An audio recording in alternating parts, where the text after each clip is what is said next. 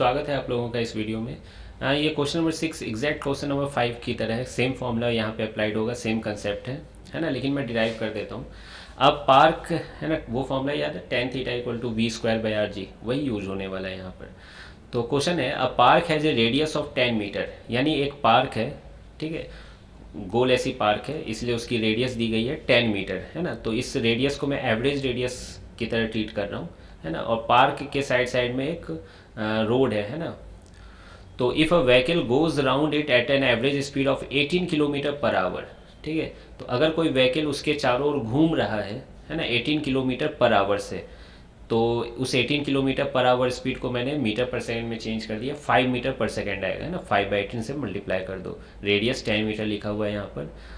तो what should be the proper angle of banking, तो मतलब अगर आप इस स्पीड से जा रहे हो तो कितनी, है ना, एंगल ऑफ बैंकिंग होनी चाहिए इस रोड की, मतलब रोड कितना उठा हुआ होना चाहिए, कितना स्लोप होना चाहिए, ढलान कितना होना चाहिए उसका। क्लियर है ये चीज़।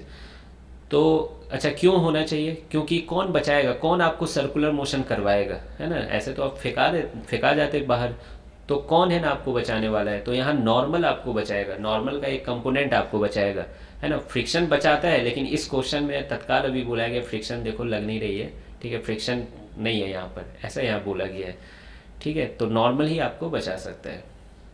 तो उसके लिए कितना एंगल होना चाहिए? तो जैसे पिछले क्वेश्चन में किए थे वैसे ही यहाँ पर फ्री बॉडी डायग्राम बना दिया मैंने। नॉर्मल ऊपर लग रहा होगा, ये मास अगर m है व्हीकल की तो mg नीचे लग रही होगी, ठीक है। फिर यहाँ पर ये एंगल थीटा है तो ये एंगल भी थीटा होगा, क्यों? दो लाइन के बीच जो एंगल होती है उनके म्यूचुअली परपेंडिकुलर लाइंस के बीच भी वही एंगल होती है। फिर उसके बाद आप इसका कंपोनेंट करोगे, है ना। n का इस तरफ कंपोनेंट क्या हो जाएगा? n साइन थीटा हो जाएगा। अरे कंपोनेंट करना तो आना चाहिए ना। और इस तरफ क्या हो जाएगा? n cos थीटा, ठीक है। वाई डायरेक्शन में तो कोई मूवमेंट नहीं है, तो मैं एक लाइन में डायरेक्ट लिख सकता हूँ n cos theta equal to mg, ठीक। अब देखिए एक्स डायरेक्शन में देखिए n साइन थीटा है और ये सर्कुलर पाथ में मूव कर रहा है और v स्पीड से जा रहा है, ठीक है।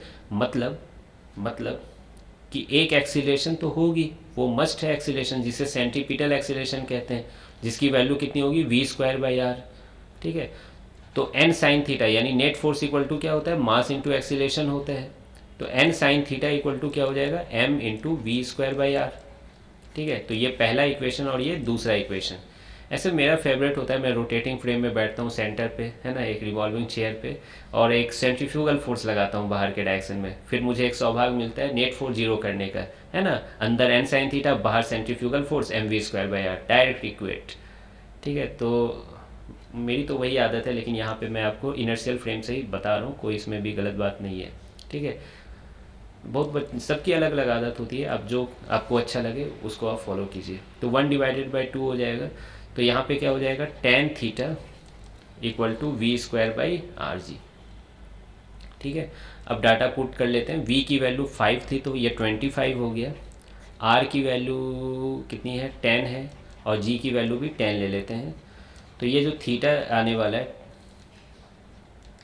tan इनवर्स, हाँ, 25/100 कितना होता है? 1/4 होता है, तो tan इनवर्स 1/4 आ गया, ठीक है। इतनी बैंकिंग होनी चाहिए रोड की, अगर आप सेफली जाना चाहते हो और फ्रिक्शन की मदद नहीं चाहते हो तो इतनी बैंकिंग होनी चाहिए रोड की। क्लियर है ये चीज़? ठीक है, तो आई होप कि आपको समझ में आया होगा। मिलते हैं नेक्स्ट क्वेश्चन में।